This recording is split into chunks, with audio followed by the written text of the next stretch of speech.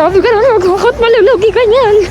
Sabi ni Mami gusto daw niya mag-grocery. Nagkabiroan kami ni ate na bibigyan naman siya ng challenge. Yung hakot challenge for like 2 minutes ganun. Tapos ako raw yung magbabayad. Pero syempre since student pa lang ako, hindi pa ako capable para dun. So I'll take this video as a manifestation na sana soon magagawa ko din yun. We just get the things that we needed. Nakita ko na ito yung nilalagay nilang fresh milk dun sa favorite matcha ko sa Palawan. That's why I get one para mag-order na lang ako ng matcha online. Takbo na ang minuto mo. Sabi ko sa kanila maglakad lang sila kunwari.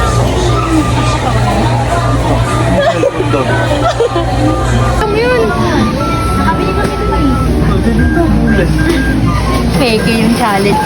Pagdating sa counter, syempre si Mami din yung nagbayad.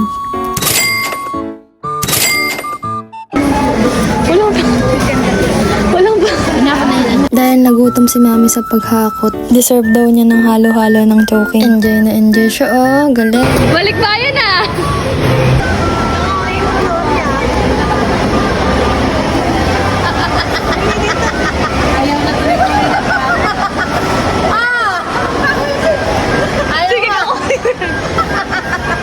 Pagtapos kumain, umuwi na rin kami agad. Sakto kakakabit lang pala ng stand din itong Bini sa Jollibee sa Walter. Sabi ko sa kanila magpa-picture sila.